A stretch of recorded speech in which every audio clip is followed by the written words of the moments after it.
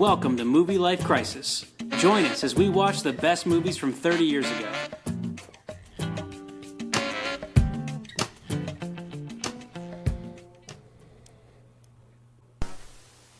This summer, make more of yourself. Doug, your clone. And get more. 2. Like you to meet 3. Hi. And more. I'd like you to meet 4. Out of life. We made a copy of a copy. It's not quite as sharp as the original. Michael Keaton. Michael Keaton. Michael Keaton. Michael Keaton. How many of you are there? And Andie MacDowell. What happened? Multiplicity. Nobody has sex with my wife but me. Rated PG-13. At theaters Friday, July 12th. We kind of bent rule number 1. They broke it off. Damn thing off. Doug, you mamboed right out of the area. He mamboed, Doug. What? I'm glad there was a video for that. I liked it. I didn't watch that. That's great. The Movie Life Crisis Season 6, Episode 11, Multiplicity. I'm glad I didn't read any of the box office numbers or any of the reviews until I was done, because I've always loved this movie, and I was absolutely delighted. And I was like, oh, yeah, that's right. I remember it didn't make any money and everyone hated it. I think it's really fantastic. I started thinking about it as I was watching it. I wonder if it would have made more money if there would have been more Andie MacDowells, because she had it going on in this movie, something fierce. But it wouldn't have been as funny. Because Groundhog Day and Multiplicity are both Harold Ramis directed films, and Andie MacDowell is the female lead, and they're two of my favorite movies. And every time I watch both of them, which is a lot, I'm always thinking, I'm not sure if I like Andie MacDowell as an actor or if I don't like her as an actor, because there's times when I feel both ways. Sometimes I think she's a really good straight man. Letting the comedic genius just do his thing, and sometimes I'm like, man, she's got freaking negative charisma, even though she's stupid hot. Yeah. I don't know. That second part is always a thing for me. Growing up as a young lad in 1996, I don't know. I like Andie MacDowell. I think I don't know. I guess I never even think about her because there's so many Michael Keatons and Bill Murray's going on crazy. Dude, is this, as I was watching that, when he was like, Michael Keaton, Michael Keaton, Michael Keaton, that's the same way they introduced Nutty Professor, which is also this year. And they were it's not only this year, it's out. They both are summertime releases. So Independence Day releases on the 4th of July, and then Nutty Professor releases the next weekend, and then this one comes out the weekend after. So one of the reasons why this movie didn't do well, the studio claimed, is because it just had too much competition. Like Nutty Professor is kind of a very similar movie. Yeah. Like it's a comedy with a lead actor who's playing a bunch of different roles. Multiple parts, yeah. I mean, I would and did see both of them, but a lot of people said, like, well, this probably is one of the reasons why it didn't do. Because, dude, this movie came out 11 days after they cloned an animal for the first time, Dolly the sheep. That's pretty cool. Like, you think it would have done well, and I don't know what is not to like about it, because I think it's delightful. Dude, I keep telling people at work, they're like, oh, what's the next movie you're doing? I was like, Multiplicity. It's freaking fantastic. You know what I like. Anything with barbecue sauce. And then, like, nobody knows. Like, there's so many people that haven't even seen it. Well, dude, I was talking to Kyle today. I was like, I got to record a podcast later. He's like, what's the movie? He's like, Multiplicity. He's like, she touched my peppy, Steve. Yeah, dude, that's... Yeah, there are people that know. Like, I'm telling Harper, I'm like, later, dude. He's like, bye, Steve. I was like, all right. That's great. But, like, there's so many that don't. It's weird. People should watch it. It's freaking... It's really good. And we've been quoting it for years. I mean, even since 1996. Yeah, I was going to say, obviously since it came out, but also since we started the podcast, we've quoted it on the podcast a whole bunch of times. Yeah, for sure. All right, dude. Give us a synopsis. All right, synopsis. A burnt-out husband and contractor clones himself to balance work and family. Unfortunately, each copy is slightly worse and weirder than the original. And he's not Batman. I don't know. I wanted to fit Batman in there, but I couldn't figure out how to do that. I should have said a burnt-out Batman husband, but I can't tell why I like Michael Keaton until I watch movies like this, and I'm like, oh, that's right. He's hilarious, and he's a good actor. He freaking kills it. He got nominated for an Oscar for acting in Birdman, which is in 2014, and I don't. Right. It seems like he should have gotten recognition a long time before then because he is great. Yeah, he kills it. I mean, he's he's the king of freaking 80s comedies, and he's the first live action Batman, like theatrical Batman. So I get it. He's not like a critical darling, but when you watch this movie and he's playing 4 characters and every one of them is distinct, but it's not just it's not just the costuming and the voice. You could tell like when the original Doug brings up 3 and introduces him to 2, before 3 even says anything, you can tell from his mannerisms that he's already different. Yeah. And you can tell when it cuts to a new scene that has multiples of them, you can tell which one's which just from how he's holding himself. Right. And even though the outfit's different. Yeah. Like, this dude is such a good actor, and he's great at comedy. And what's not to love about Michael Keaton? And when Michael Keaton, or when number 1, Doug, is talking to number 2, and they're hyping each other up, and they're both talking like this, and they're leading forward, and they're both doing the same thing. But then when he's in the kitchen and he's talking to 3, and he's feeling vulnerable, and the dude, and you could see like, oh, this number 1 does have all of these parts. Yeah. He probably has a little bit of 4 in him also. But I'm saying, like, I think it's great. Lance and Rico. Let me guess, you're Rico? No, he's Lance. $45 million budget. Obviously, there's a lot of green screen VFX in this because there's only one Michael really Keaton. Good, though. It's really good. $37 million gross, which ends up being the number 78 on the year behind Chain Reaction and High School High. What? We don't have Chain Reaction on our list, but I know you actually really like that movie. I thought Chain Reaction was hilarious, how they get the water to explode like that. It's not, I don't think it's supposed to be funny is the problem. No, I know. But in that, that's Keanu and Morgan Freeman, yeah. And then High School High is John Lovitz? Yeah. Oh, man. 96 is those deep, are two dude. stinkers compared to this, as far as I'm concerned. Oh, no doubt. No doubt. But anyway, this movie didn't do well. It released in July. It's set up to be a big movie. It isn't a big movie, and so people think that it's a failure, but we love it. And most of the people our age, like white men born in the early 80s, think this movie is fucking hilarious. Yeah, of course. But it has to, what else is it if it's not the box office of having Nutty Professor and Independence Day? Because you got a bankable star like Michael Keaton. You got a comic director like Egon.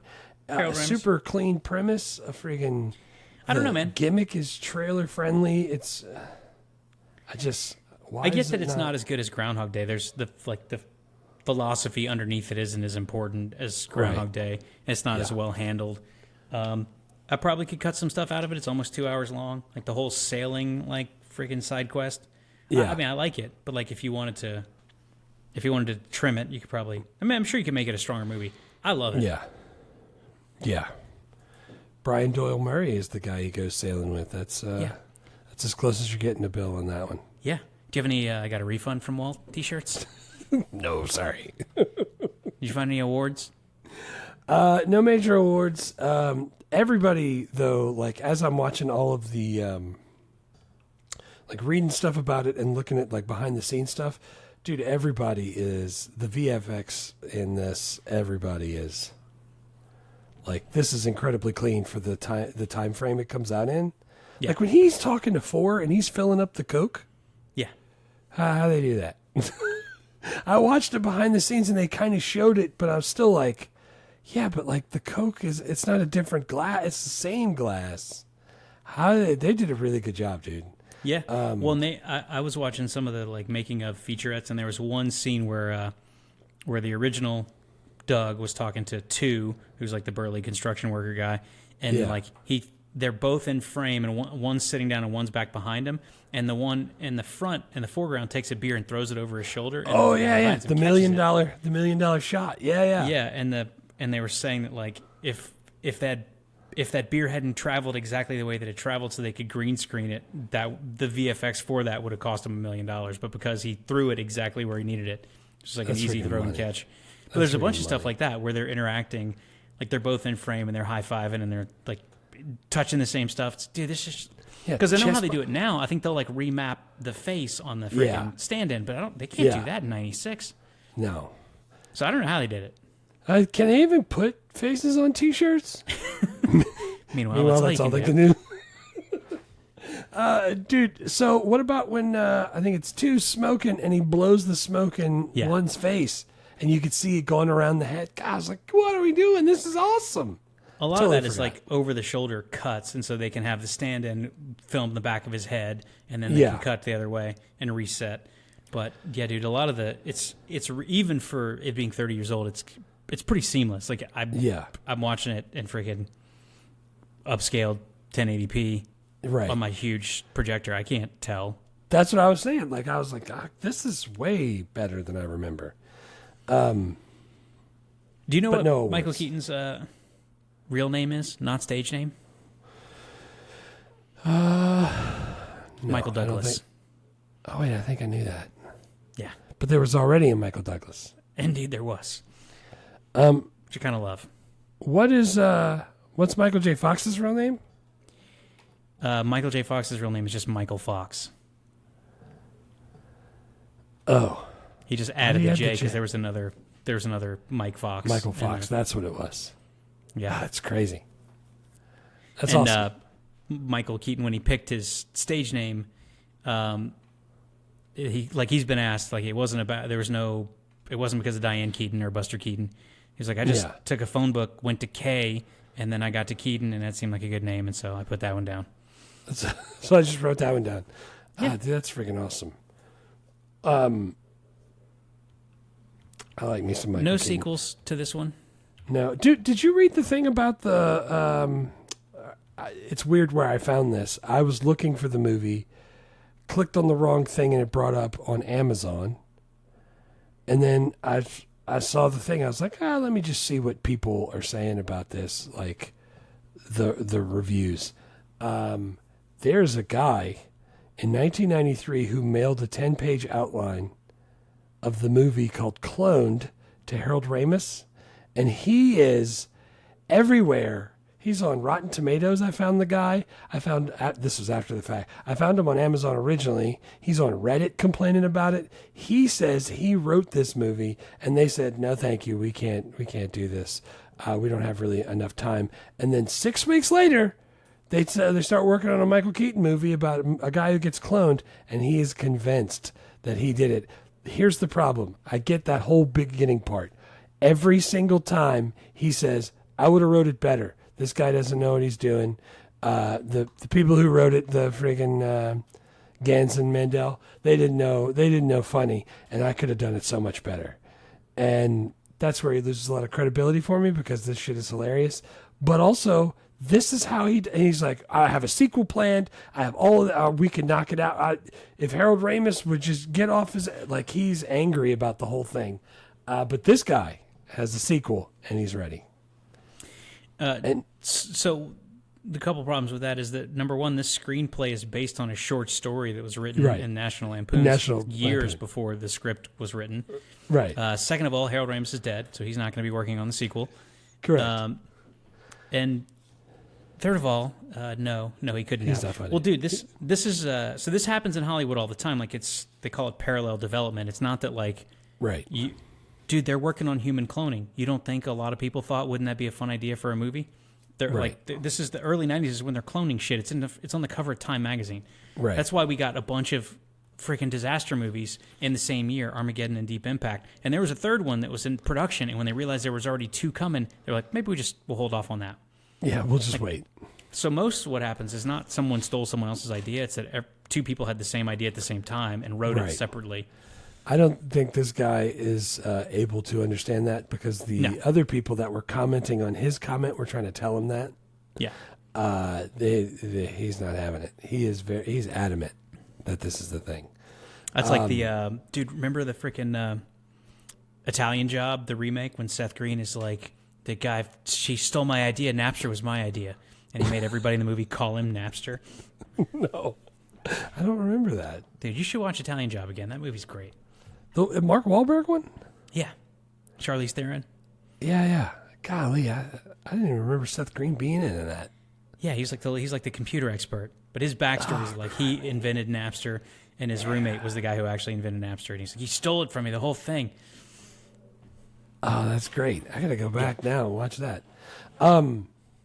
Yeah, but other than that, no sequels. Oh, what about the Paul Rudd TV show? You remember that? Called Living with Yourself? Living with Me? No. I didn't see with it. Yourself. I didn't watch the whole thing. I saw a couple of episodes and I just never had enough time to go back. But that was like this. He does it for the same reasons. Yeah. To get more free time. But obviously the VFX is better now because it's like 2019 when that comes out or something like that. So Yeah. yeah. Yeah, But no relation to this project. Yeah, just a no, not similar the same concept. But yeah, same concept. Yeah. Did you see this in the theater? You remember where you saw it? I don't remember seeing it in the theater. I feel like probably not because I don't think I did. like I know I saw Independence Day in the theater, and I don't think we were going to the theater like every single weekend. So I'm sure whenever it came out on VHS, we rented it. Yeah, no, that was me. I definitely remember renting it a lot because I can remember my sister Jen making a joke about the cover has all the different Michael Keatons on it. Yeah. And she was like, what, are you trying to watch it for every single time he's on the cover or something like that? I was like, no, I just like it. Let's get it again. Yeah, it's awesome. It's like Striking Distance. You guys seen this one yet? It's great. Oh, is that the one with the Jewish people? No, that's Schindler's List. All right. Ratings 1 to 10, no 7s. I got a 9 out of 10. 9, nice. I gave it 8.5. The only reason is the length. It is didn't long, feel but it super didn't long. feel long, and I like. Yeah. Sometimes if a movie's long, I was like, there's a section there that kind of slowed down for me. But this one, I think is freaking. The pacing's really good. It's got way more quotes than you would think, and it's got Right. way more scenes than like. I'm trying to pick 3 scenes and 3 quotes. I got way too many. Way more. Way too. And like evaluating Michael Keaton as an actor, just playing all these different parts, and also being funny and carrying the movies. God, dude, he did such a good job. Yeah. The supporting cast they don't have that much to do, but they're really good. Yeah. Like even the kids, dude. Dirty head. Dude, the kids are good. That little girl saying that is burned into my head. Mine too, man. I remember it crystal clear. I knew it was coming. I was like, oh, she's going to do the bottom teeth thing. Yeah. Oh, yes. I like everything about it. Yeah, I only took off some because the whole time I was like, my problem was I was watching it in a truncated part of time of my day where I was like, I have 2 hours only to watch it. And every time I would pause to write something down, I would fall behind and I was just like, it feels like I was rushed. And that's partly because of me, but I don't know. Maybe they could tighten it up just a scotch. I'm positive that you could make it a little bit shorter. I know exactly what I would take out, but I really like it. I mean, there's, like the sailing stuff I enjoy it, even though you don't need to have it. You could it could just be a couple of shots of him on the golf course before he realizes that he's missing out on everything. Right. Yeah. Skip the whole sailing. Yeah, dude. Agreed. Let's do the best. First, let's do scenes. What's your first scene? The first scene is when they're at the restaurant, and they're both at the restaurant. Number 2 has taken out one of the girls that he works with. Yeah, I can't remember what her job is at the thing, but she works at the same construction firm. Betty Spaghetti. I think she's a pitcher. Betty Spaghetti. Yeah, and they're there. Cheesy, crazy. And Michael Keaton, 1, doesn't realize that 2 is out. And number 1 is with Andie MacDowell, and they're talking about stuff. And he's like, I can't let you work anymore. And then he sees number 2.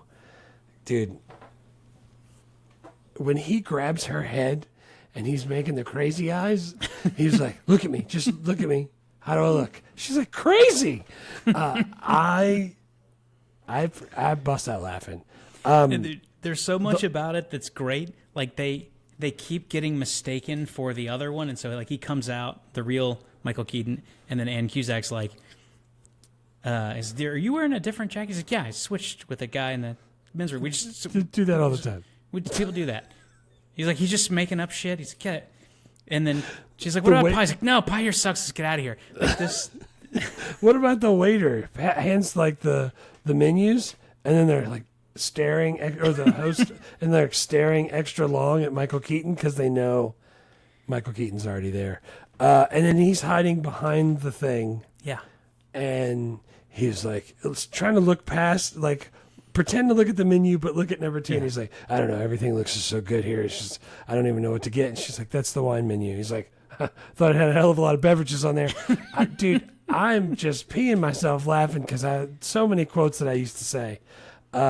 Just that whole scene, fantastic.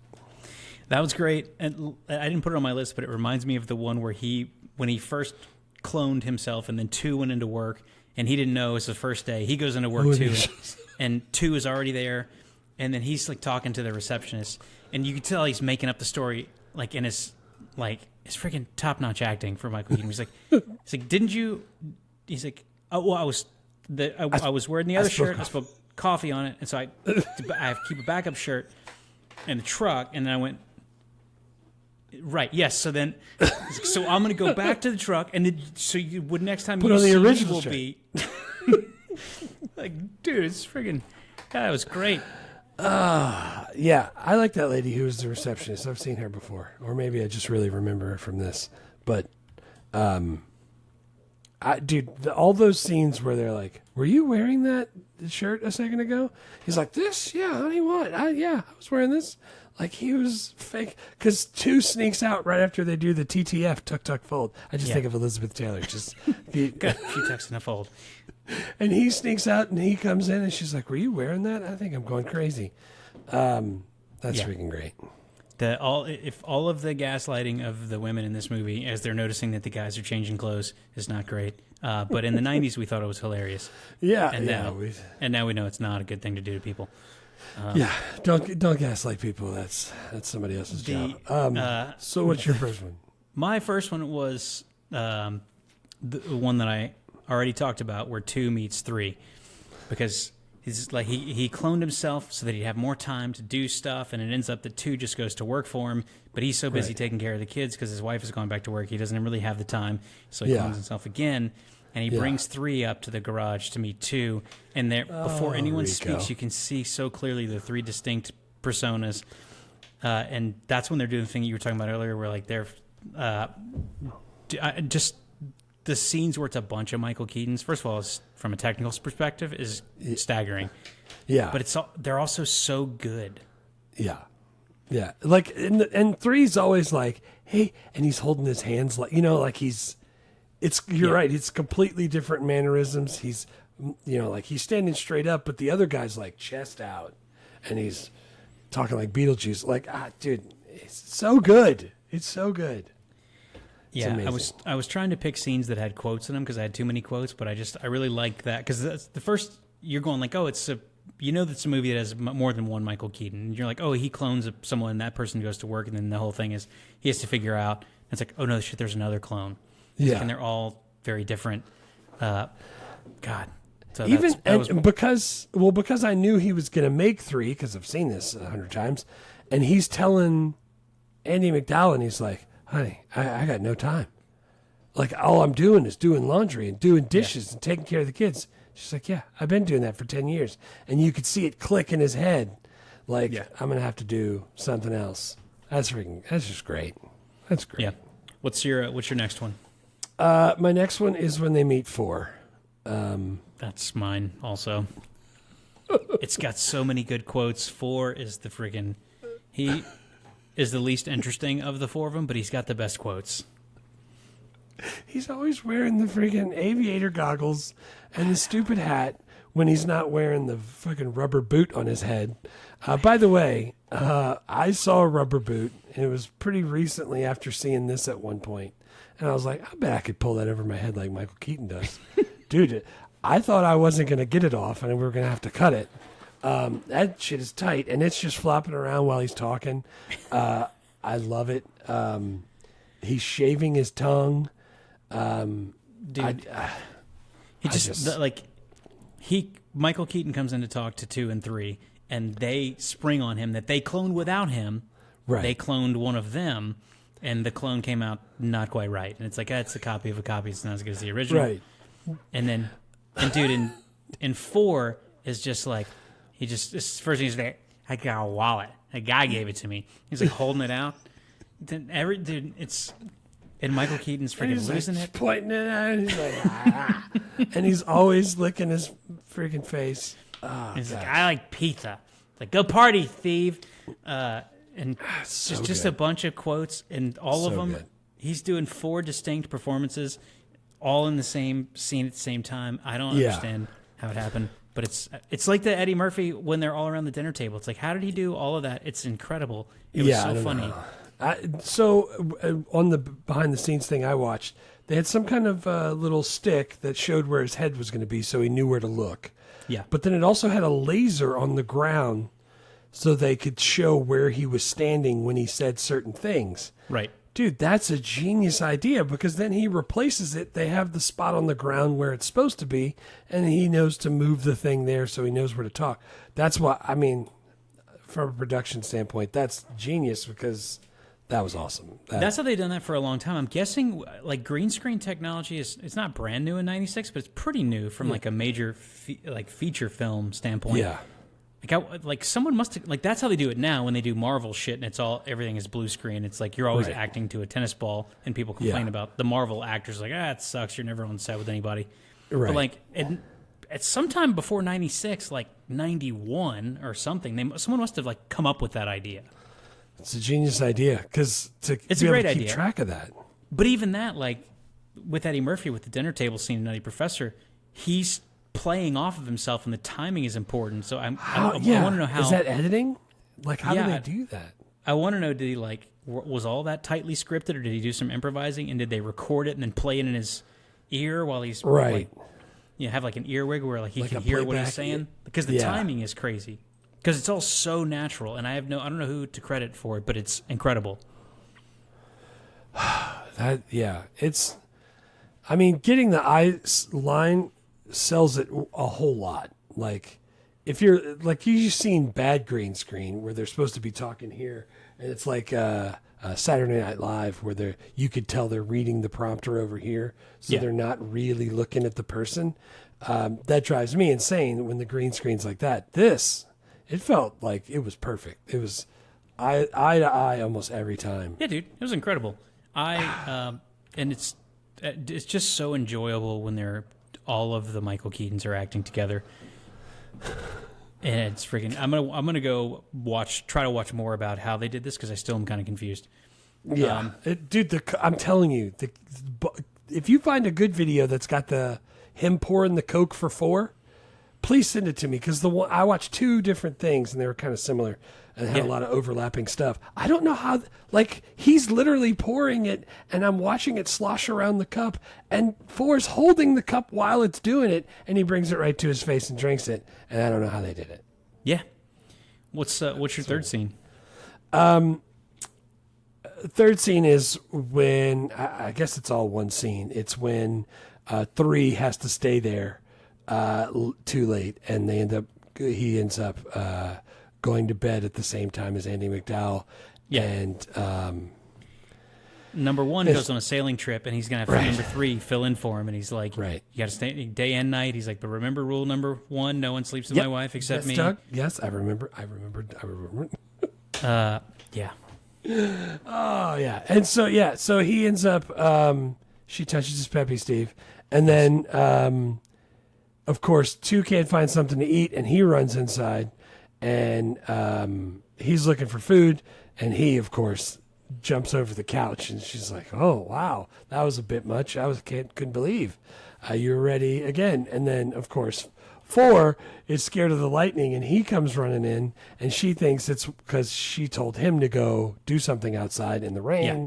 She's like, "I can't believe, let's get you out of these wet clothes," and of course. She's like, again? Yeah. Oh man. And then him finding out. Number 1 finding out.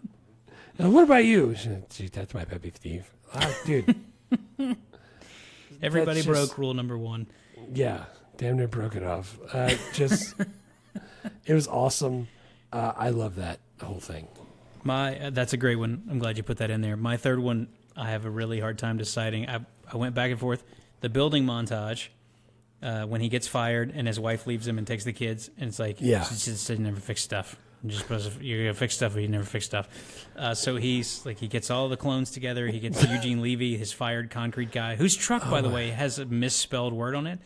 Did you see that? No, I didn't see it. Eugene Levy's the concrete contractor that two fires, and his truck says dependable concrete, and dependable is spelled IBL instead of ABL. Take your New York watch and your fat LA ass and get out of here. And so, I love a montage, and it's also hilarious. But they're also, you can see even in the montage, the three of them are doing 4 is dropping bricks on his head, and 2 is wearing a shirt with the sleeves rolled up, and 3 has got it freaking tucked in with a collared shirt underneath it, and he's making sandwiches with the crust cut off. Oh, this is delicious. I know you like it. That's why I made it. But also, from a movie standpoint, he's realized that he built he had all these clones to create time for himself, and it didn't work. And so he's like, all right, I'm going to start fixing some shit, and then I'm going to pack the clones off to Miami, and I get my family back, and I'm going to start a new construction company. Yeah. Love that one. So I had that as my third. That's a good one. What's your bonus one? Yeah, what's the bonus one? Is 3 with Andie MacDowell. Just go like this. Just go like this. Like this. He's showing her how to wrap something in aluminum foil.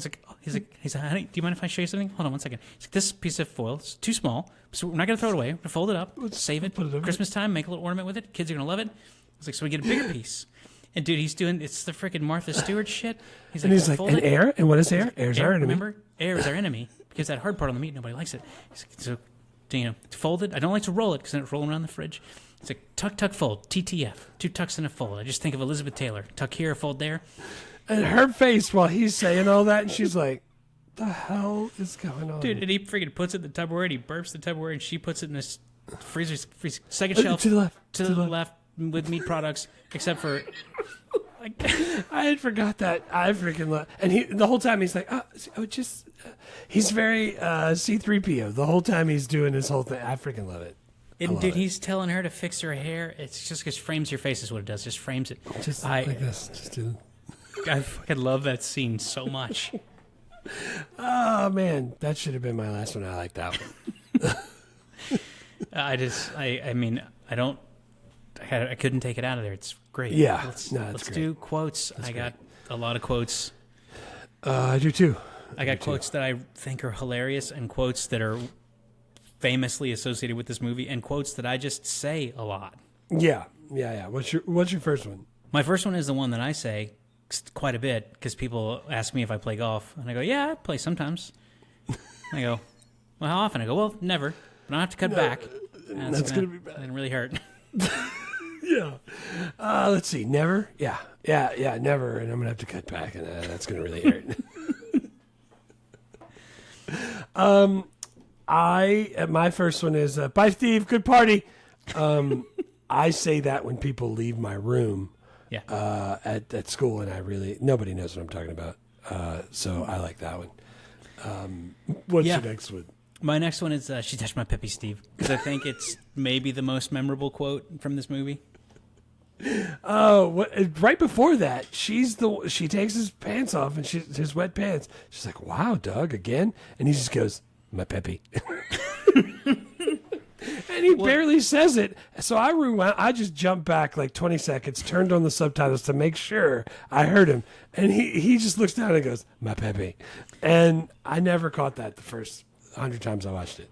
I think one of the reasons why that line stuck with people our age so much is that I'm 16 in 1996, and it's a different world. But like that if you have a consensual encounter with a young lady, it's not gentlemanly to spill all the details, but you might just say to your friends the next day when they go like, "Oh, hey man, what happened with how did the thing go?" You go like, "She touched my peppy, Steve."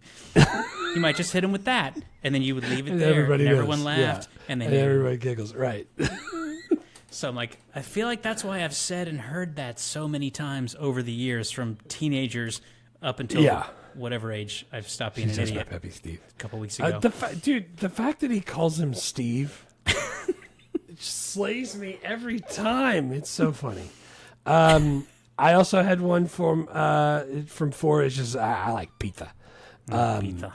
And at the end, they end up opening a pizza place. Yeah. And he delivers it like a newspaper. Like the paper boy. He's flinging boxes of pizzas off his bike and they're spinning. Yeah, it's great. The most of what 4 said I could have put on there because like he's got Yeah. the boot on his head and he's like holding a freaking saw and he's like his leg's gonna have to come off. And he's nailing the boots to the piece of wood so he can pretend like he's skiing. Oh, crap. And like we're gonna go to SeaWorld and eat a dolphin. So we're gonna pet a dolphin. Lenny, you're gonna pet a dolphin. Oh, he calls him Lenny. God, that's great. That's Dude, my second. all right. Yeah, I was gonna say I just started speed running because I got so many. I got like And my 8 third more. one was another one that I've said a lot over the years. Dougie mamboed right out of the area. I read it right out of the region. I definitely put that. Dude, all right, so in the same little box where I'm keeping my notes, under that, I put, I don't remember what this is from. Peripheral vision is one thing, but it's a bad look. What part was that? I remember him saying it, but now I didn't put the context. I just was typing so fast because I was running out of time. Oh, he was talking with the cloning guy about Jeff Goldblum, The Fly. Yeah. Oh, He's like, and are you he's sure got that this works really well? Because I saw The Fly with Jeff Goldblum. Peripheral vision is one thing, but that's a bad look. It's a bad look. Yes, very good. Yes, that's what that was from. The last one I put was he's telling Andie MacDowell that he's going to take on more at work. He's going to have to do more. And she's like, really? Who's going to do it? I'll give you a hint. You're sleeping with him. And she's like, the video store guy?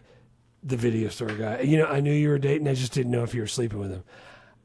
That like back and forth just shows like they're married. They've been married for a long time and they can joke about stuff like that. Yeah. I love it. I love it. My last bonus quote is from almost that exact same part of the movie where, because right after that, she's like, well, so they're going to pay you more? And he's like, nah, it's really more of a prestige thing. Yeah. Because I say that to people all the time, too. They're like, oh, dude, new job, how's it going? And you get a raise? It's really more of a prestige thing. Oh, God. I freaking try so hard to not do extra stuff just because. Same reason. What about when he's talking to when number 1 calls 2? And he's like, yeah, I already took care of it. All right. I'll tell you what should I do? I don't know. Start living it up, I guess, bud. And he hangs up, and I was like, oh, man, that's freaking great. 2's just like picking up jobs on the way back to going to other jobs, and he's hitting everything, and it's great. When God, guy's a 1 horse. and 2 are talking on the phone, it's great. Because first of all, Michael Keaton calls his clone. The clone's like, who is this? He's like, who is this? Wait, what do you mean who is this? It's me. It's me. It's you. Oh, us. It's us. And then later on, Andie MacDowell calls 2 on the cell phone. He's like, hey, you got to pick up whatever the kid's name is. You got to take her to ballet. And he's like, you got to pick the kids up. He's like, all right, bye. He's like, hold on a second.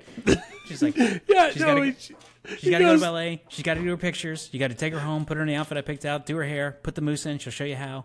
Like, she gives him like a long mom explanation, and then he calls original Michael Keaton, who's getting ready to tee off. He calls 1. And he's like, hey, got to pick the kids up, take them to dance, get a picture or something. Bye.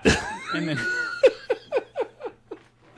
Yeah, he's like, go ahead and put her in a dress and take a picture of her or something. Like, dude. And he's like on the backswing, first tee. Yeah. And lets the club go. That's great. And it also leads to one of my favorite scenes, not from the movie standpoint, but just from like having kids standpoint, is because he's freaking chasing the girl around the house. He's like, I don't want to get dressed for a picture. I don't want to go to ballet. And then his son's like, I'm not going. He's like, you are going. And so he's like got her by the arms like a freaking football, and he's like stuffing her feet into the ballet tights, and like the other kid's screaming. I was like, that's what it's like to have kids right there. Oh, man. And then when he gets to the place, oh, by the way, the lady running the place, that's the lady that works in the diner. Yeah. And Groundhog Day. Yeah, I want to say her name is Dawn Maxey. I remember us talking about Is her. that when she also was a Edgar suit? Wait, what? Is that also Edgar? Your skin's kind of hanging off your bones. No, that's a different lady. Because she's the one from Fools Rush In. That's what I always remember, her other movie. Yeah. This is a different lady. She was definitely the diner lady, though, on the other Harold Ramis movie. Yeah. Siobhan Hogan? I don't know how you pronounce that name. Siobhan. Ooh. I think maybe they just dropped the keyboard when they went to go type her name in. It's Irish, you Irish jackass. But he drags her there, and her freaking hair's sticking out all over the place. And he's like tapping it and going, "This shit is great. all wrong." He's like, "You look beautiful," and she's like, "Oh, didn't anyone tell you the pictures have been rescheduled for tomorrow?" And he's like, "Get a photographer out here right now." And the girl's sitting in the back, and she's smiling, and her tutu's like right under her tits, like it's way up high. It's great. But yeah, their interactions are freaking fantastic. But then when he has to talk on the phone to 3, he's like, "Hey man," he's like, "I'm sorry I'm running late." He's like, "I just wanted to come to the Lakers game." He's like, "You should do that. You should do that. You should take care of yourself, dog. Go. I got everything here." God, it's freaking all of the Michael Keaton stuff is great. These people just don't understand. You know, I mean, you come out here, you try to coach their kids, and they don't. You know what you should do? You should put in Zach. Who's Zach? Well, Zach's my kid. You should run more of a pro-style offense. Oh, man. He's like, "Here, Lombardi, you take him." That's great. This movie only has a 49% on Rotten Tomatoes, even on the popcorn meter from people. I don't understand. What do they want? What do they want? What could you possibly want? I don't know. What? Let's do characters. Who's your first character? Bunch of dum-dums. Number 4 is my first character. Yeah. I know we've been talking about how good he is playing the other ones, but that's also Michael Keaton playing a giant toddler. That's a copy of a copy. Yeah. He's childish and freaking mentally simpler than all the other ones. Dude, I freaking love it. It's perfect comedy right in the middle of where it needs to be. He's just doing the regular jobs, taking out the trash, cutting the lawn, stuff like that. I love it. He's fantastic. And can you still do that? Like, if I know we talk about this at the end, but can you still have a really dumb one like that? Like, I mean, I think so. I think you probably could, right? I mean, yeah. I don't know. Yeah. I mean, we picked 3 characters. I picked Michael Keaton 3 times, and it's only because I didn't have room for a 4th Michael Keaton. He is not that other people, like Richard Masur is his job. He does a good job. Yeah. Eugene Levy's the concrete guy. He's freaking cracking me up. Yeah. Andie MacDowell's, a lot of people are doing a good job, but his performance was so incredible, and he played 4 distinct characters, and all of them I loved. And I just put him down for all 3 spots. Yeah, dude, I have the same, and then I threw an extra out there for Andie MacDowell just because. But, dude, it's for me, it's number 4, then number 3, then number 2 is the order I put him in. Because 3, just, dude, he cooks and cleans and organizes, and he takes care of the kids, and he's so, Michael Keaton plays the part so well. Like, dude, I don't know. I feel like if you're in acting classes and you have to do a monologue, you should really consider doing the one where he comes in to talk to the receptionist at work and he's having to explain to her why he's already in the meeting, but he's now wearing a different shirt, because the way he did it was totally Oscar worthy. I was friggin' blown away. And he's like doing that sidestep thing where he's trying to get out of the conversation, slowly getting to the door. He's like, "And I'm going to come back out of the meeting when you see me again." And he's pointing and he's just trying to get out of there. Dude, it's a great acting. All right. Writer, director stuff. Director, Harold Ramis. Egon Spengler. Ramis. We've talked about him when we did Groundhog Day, but... Yeah, I mean, he did freaking Caddyshack, National Lampoon's Vacation, Groundhog Day, Analyze This. It seems like a lot of his movies like have that. And Ghostbusters, and I don't know how to put this. He has it's like there's always like a cloning. Maybe is more science, but like the magic premise that's like a self-improvement machine for the main character, and I kind of like that idea. And I know that's a lot of times there's like a philosophical element to his movies. Yeah. I mean, like Ghostbusters, obviously.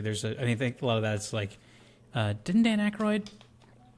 He helped write that. Yeah, he huh? wrote that. Because Dan Aykroyd is a very weird, like ghost surreal type of guy. But Yeah. there's a lot of like philosophical dilemmas confronted by the Harold Ramis comedies, which is awesome.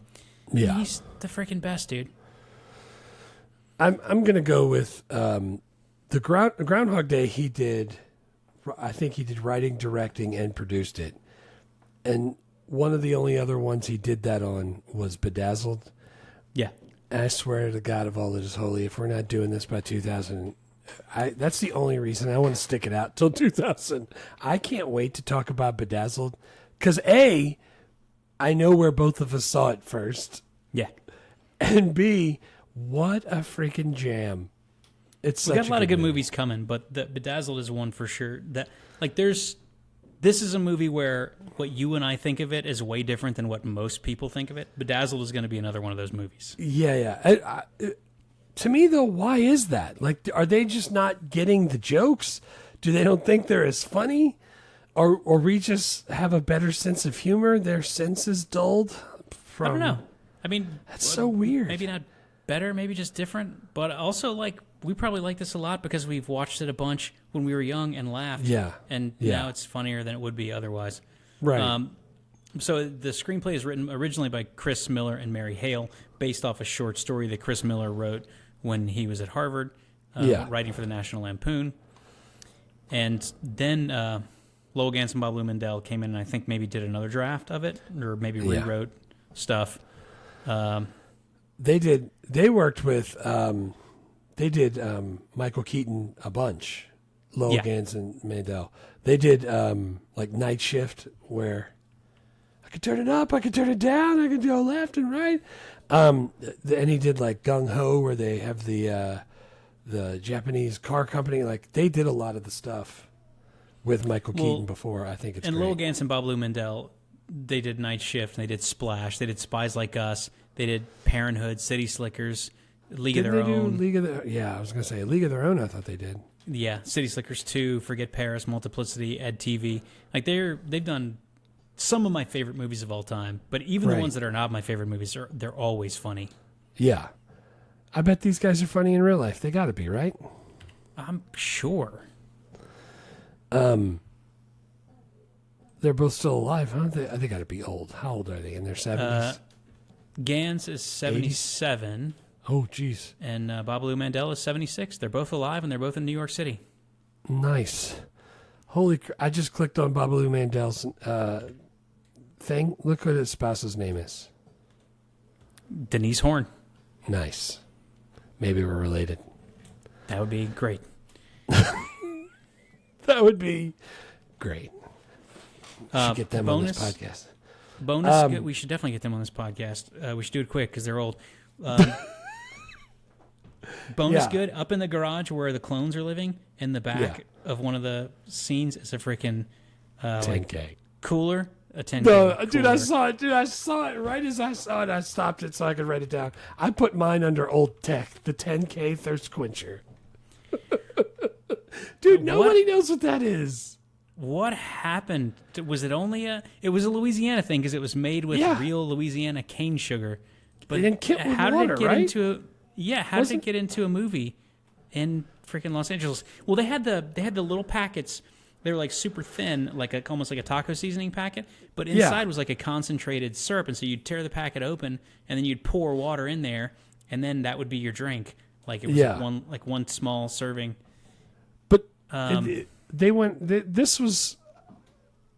I'm not 100% sure, but I'm pretty sure that it started like in the 80s with the Saints, and it was trying to like compete with like Gatorade and Powerade. It was and bottled all with this. Kentwood spring water. Yeah, that's what I'm saying. I thought that's what the K always stood for. Like No, it says named for the 10K race. Oh. Well, Kentwood spring water, I knew it used that, so that's why I thought that's what the K was for. We saw it in another movie. I think we saw it in like Necessary Roughness or something. There was like 10K was in that. That's freaking great. Dude, I got to be honest. I like 10K. The lemon lime there is far superior to the Gatorade lemon lime. I mean, I'm just saying. I have no recollection of it, but I remember I used to like it. But dude, as soon as I saw it, I was like, holy shit, freaking 10K. It was it was towards the beginning, right as they go up there. So yeah, it's one of my first things in Old Tech Alert. Nice. The other bonus good I had was I just wanted to talk about when 2 and 3 are partying in the garage and like blasting freaking Montel Jordan, and he wakes up in the main house. He's got Andie MacDowell. Like, her leg is, like, all the way over his stomach, and her arm is all the way over his face. Get off me. And it's hot. So, I'm just saying, even if you ask me, do you want 96 model Andie MacDowell draped over your body while you're trying to sleep, my answer is going to be no. Yeah. I don't. I don't care. Don't touch me. I don't care who it is. Yeah. I don't want to sleeping. fall. It's so hot. Don't. I'm sweating through the mattress, and Andie MacDowell's laying on me. Now that I'm saying it out loud, I'm hesitating a little, but like, still no on that. The bonus good that I had was, did you hear about the pool tournaments? Because it took so long for him to change out of 3's clothes into 2's clothes so they could talk. In between those, Harold Ramis brought in a couple of pool tables so the crew could have a pool tournament. Nice. To keep that going, to try to keep, make everybody happy, because it was going to take so long. I read that Tom Hanks, they wanted originally to do Michael Keaton, and I'm not saying he couldn't have done it. God, it's just so good with Michael Keaton. He's so Tom Hanks can do anything, but I wouldn't want him in this movie instead of Michael Keaton. Yeah, it's so good. And also, Tom Hanks is busy in '96. He's freaking Toy Story and Apollo 11 and a bunch of other shit. Yeah, he's doing all the things that I want him in. Well, then, quick question before we go to the worst.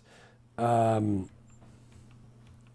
not trying to say I'm a dad that does a lot of stuff and I'm getting burnt out, but you can clone yourself. Would you take that chance so you can have more free time? I don't think I do. No, because I was thinking about it. It's the exact lesson from the movie. Sure, you have a job and a wife and kids, and it takes up all your time and then some extra time.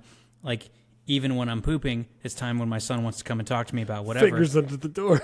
Yeah, we go in, daggone, take us to Disneyland.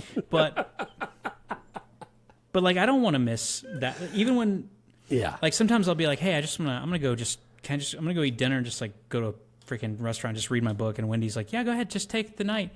And I'm thrilled to go and do that. But while I'm eating dinner by myself, read my book, I'm like, kind of miss what's going on in my house. Right. It's like, I don't want a clone to do the shit like that. I want to be doing that stuff. There's, and like all the people are saying like, oh, time goes so fast, you're going to blink and it's going to be gone. I mean, my daughter's only 8, but like pretty soon she's not going to want to talk to me. And my son's going to be doing other things, not hanging out with dad anymore. So like, Spaghetti I'm trying to again? soak it all. I'll be right back. I'm trying to soak it all in now while I don't have to do as much towel laundry. And, like I don't know. The whole time I was like, oh, that'd be cool to be able to have free time. I could really knock out some of those hobbies. And then I realized a lot of my hobbies are just hanging out with my kids and watching them do the thing. Like, being able to watch Jake watch this movie was hilarious to me because he was laughing at all the right parts. And I'm like, all right, I did the right thing. I fixed him, and he knows when to laugh, and he's got the same sense of humor, and I love that. Yeah, dude.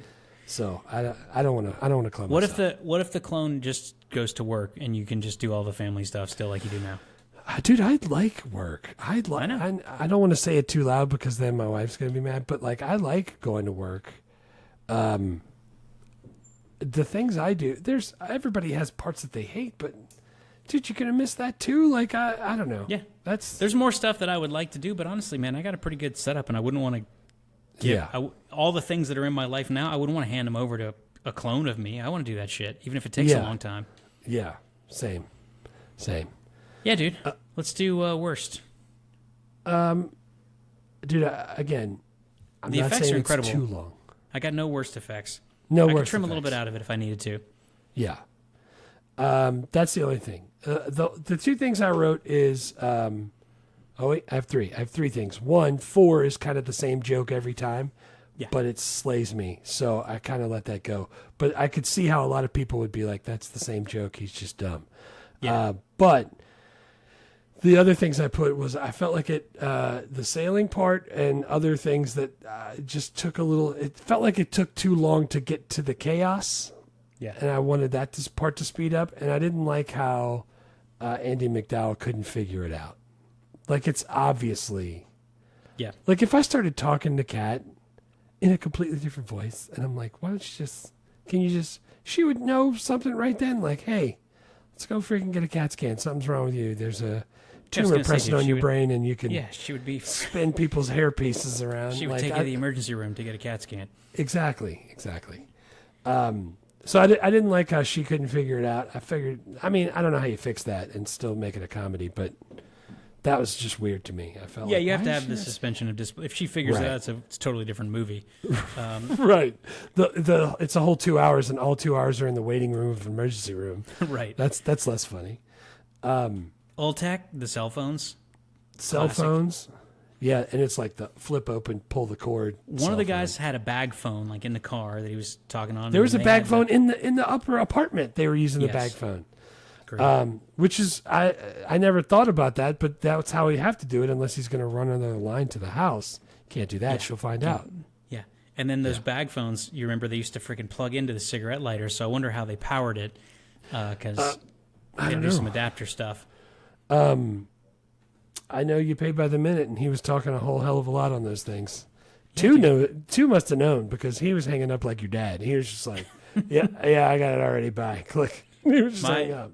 My dad had one of those bag phones in the 90s, and I think he had 45 minutes a month. That's way more than do you remember what some of the cell phone companies would do the thing where it's like, if it's less than 1 minute, it doesn't count? Or nights and weekends are free. Yeah. So you wait till 7 and then you could call. And then some of them had then later on in like the mid to late 90s, they had you could put people in your freaking MySpace friends group, and then like those people you don't get charged for the minutes you talk to them, but then everybody else, there's the early days of cell phones were freaking, I don't know if it'd be a good podcast, but people who know it was a wild time. Yeah. Remember you had like a limit on how many text messages you can send? Yeah. Like you'd have to be very concise. You had to pay for each message you sent. Yeah. And it was like kind of like Twitter where they each had a certain number of characters they could use. And the characters you're pressing numbers over and over because it was just the 3 letters per number. The T9 predictive texting from Nokia. Boo. But you could play Snake on those phones. It's totally worth it. Yeah, I'll play Snake someplace else. Give me the text thing I got now. Yeah. Where I forget and send you 3 text messages in a row, and each one's just an extra word that I forgot to say. Yeah.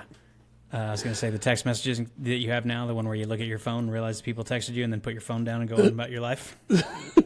Just throw it in the ocean so I never have to answer that. 5 questions. Is it okay for kids? Dude, 11 or 12 probably, maybe, to get all the jokes. But other than that, there's no dirty words in it. There's no... Yeah. There's some like sex, suggestive. but it's not like graphic sex.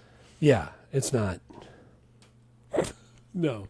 Yeah, they turn the camera and they show the curtains blowing or something. They never show anything. Did Jake like it? He freaking loved it. Of course he liked it. He thought it was hilarious. He's getting to that point where he's going to start making references to stuff, and he's already hitting stuff like this all the time. So and that's perfect. None of his friends are going to have any fucking idea what he's talking about.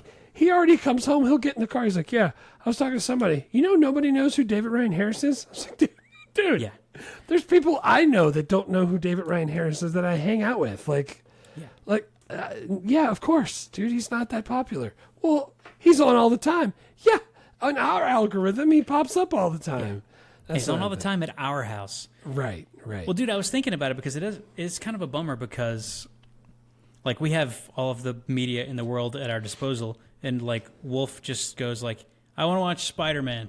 It's like, all right, cool, friggin' Spider-Man. If he goes, I want to watch another thing. It's like, we don't have it, but I'll get it. Yeah. And I'm like, dude, I was thinking about I saw it on social media somewhere. It's like you do some, like, 90s style TV where it's like, on Monday you play Curious George, and on Tuesday you play Spider-Man, and on, like... And if you want to, I was telling my wife, I was like, I kind of want to do that because I want him to learn, like, you don't have everything all the time, all at once. Sometimes you just have to go, like, I know you want Spider-Man, but it's Tuesday. We don't do Spider-Man until Saturday. So we're just going to watch Thomas the Train tonight. Yeah. Like, learn a little bit about what my life was like, you just turn on the TV and whatever was there you had, or you would go get your VHS of freaking Home Improvements that you could watch. Watch the old ones. So Jake's been watching The Rookie.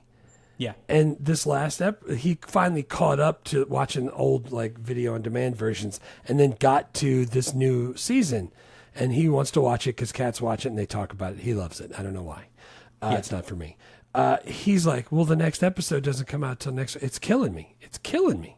I'm like, yeah. What happens if you're at weights when it shows up, or football practice, or you got something to do? Oh, you missed it. Sorry. He's like, what do you mean? He's like, it's recorded. I'm like, yeah. Somebody was at home to press record, and you had the TV on 3. Did you have it on the right channel? Did you have enough tape on the tape? Like, what if you didn't record it? Do you know when you get to watch it? Never. He was like, oh my God. He's like, it's so much better now. I was like, yeah, it's better. I was thinking about it like pretty recently, because I'm like, let's say pick a random night. Like, it's freaking Tuesday, and we're at a basketball game, a junior high basketball game in the 90s. But I want to get home because the second part of a very special cliffhanger Roseanne is coming on. And I'm invested from last week. And if I don't see it, I'll never see it. No, you'll never know. And so even though it's my basketball game, I'm like, it's like, bzzz, game over. I'm like, all right, let's get out of here. My dad's like, should we get pizza? I'm like, no, to the house right now. Go. Everyone get in. No car seats. Just strap in tight. Like, we got to move. Oh, man. When I told him, like, you miss it, you might never ever see it again. Yeah. He was like, I don't understand. I was like, dude. Well, I saw an article this week that's was talking about David Letterman. The early first 10 seasons of the Letterman show, they didn't keep the tapes because they were expensive. They would tape over them, and so. But David Letterman happened to know that Mark Hamill was a super fan of the show, and when he was on set during Empire Strikes Back, he told his assistant, tape all the Letterman shows because I want to watch them later.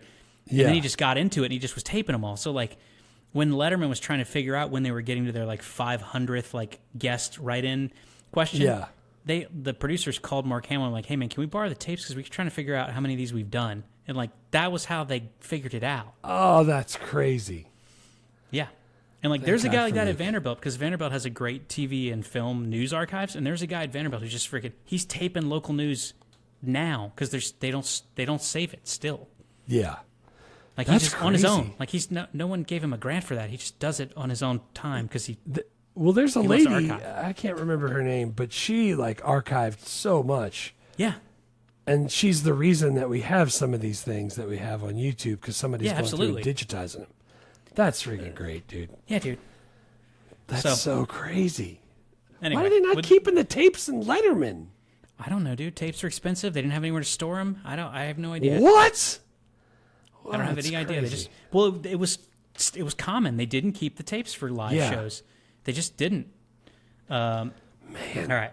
Would this movie get made if it were pitched now? I mean, Harold Ramis is dead, but if he was alive, he'd for sure do this. Could you do it like? Is it going to be like what's the Apple Severance? Severance?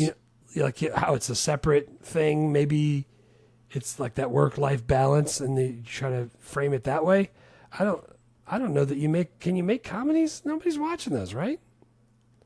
I think comedies are still coming around. Dude, we watched Rooster with Steve Carell, the first season. It's freaking really good. I like that show. We're still watching Hacks. Yeah, it's really good. Yeah. Like, people are still making comedies. We're watching them. But they're mostly TV comedies and not, like, theatrical comedies. Perfect segue. Is it a movie or a TV show if you do this? I mean, you could make this into a TV show, I think. Like the Paul Rudd Project tried to. Yeah. It could totally work. Yeah. Just freaking hijinks every week because he almost gets found out, but he doesn't. I mean, you could do it.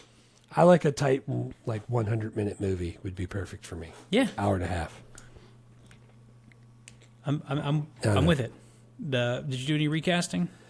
Dude, I started thinking, the only person I could think of that could do this, and I would want to watch it, I mean, maybe you could find other people, like a Bill Hader or somebody like that, or maybe even a Paul Rudd, but, like, I'd like to see Ryan Gosling. I know he's in everything right now, but I'd like to see him do this. I bet he could do a really good job, because that guy is goofy funny.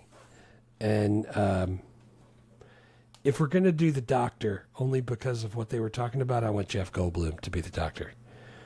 Dr. Leeds? Who was it? The guy, the judge from Ghostbusters 2, whatever his name is. Yeah. I was trying to think, man. I when I look at the actors that are in their 40s, which is Michael Keaton when he made this movie, there's a lot of them that are really good, but there just aren't a lot of like great comedic actors who I also think could do all the different parts.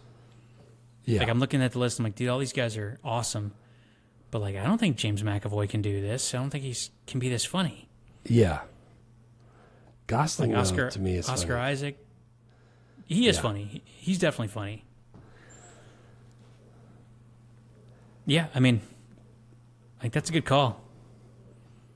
There's been so many movies I've seen him in lately that I'm like, golly, Gosling's pretty good. He's really good, dude. And he makes really good stuff. Yeah. We watched him not be able to cover number 24 on Remember the Titans the other night. Jake had never seen it. Strong side. He was like, is that Ryan Gosling? I was like, yeah, it is. He's good. He's good. Yeah. That's my Jason that's my pick. Sudeikis, he's in the right age range. Yeah, Sudeikis. I don't know if he's got the like acting chops, but he's definitely funny enough. Well, Gosling was my first pick, and then under that I had Bill Hader, Jason Sudeikis, and Jason Bateman. But I think Bateman's too old. He's too old. Yeah, it's and so a lot of these people you couldn't really like carry a movie. Yeah. Kumail Nanjiani could be fun. Yeah, he's funny. He's freaking jacked too. Yeah, his new really stand-up is really good. I'm gonna have to check it out. He talks about that. He talks about like how he was the first person ever that people got mad at for getting in shape, and about how hard it was, and how now he just refuses to get back out of shape just to make everyone mad. But it's really good. I think it's on Hulu. I'll check it. Can you still watch and enjoy this in 2026? It's fantastic. Dude, Keaton's terrific. The premise, instantly funny. I feel like the burnout might be a more relatable theme now than it was back then, maybe. Or maybe that's just recency bias. I think it definitely is. But my question that I thought was kind of funny that I kept thinking of this is like, what do you charge for a clone? Because I don't think anyone's going to be able to afford that. No. I was like, if you can't afford gas and food, you probably can't afford another copy of you. And then plus you got to feed him. But you make a copy of 2, might not be as crisp, but you got a really good deal. The doctor was way into that. Gave us a good deal. Got a really good deal on that. It's streaming Amazon Prime if you have a subscription, Pluto TV for free, or you can rent it on YouTube, Apple TV, or Google Play. The Pluto version was pretty clear. Nice. So I watched it at school. All right, man. Cool. Well, what's next? Next, Swingers. Swingers. God. The so funniest voicemail ever recorded to film. It's so cringy. It's so hard to watch. Oh man, I'm super excited. There was a time when I owned like 4 DVDs, and Swingers was one of them. I owned like Swingers and Blade and like Event Horizon, and dude, that's because you're so money and you don't even know it. These big fucking claws, man. Fine. You want me to ask her, man? Where do the high school girls hang out? All right. We'll see you in 2 weeks. Five Dios. Five Dios. Ooh, that was fast. Thanks for listening to Movie Life Crisis. Please subscribe, rate, and review, and remember, don't drive angry.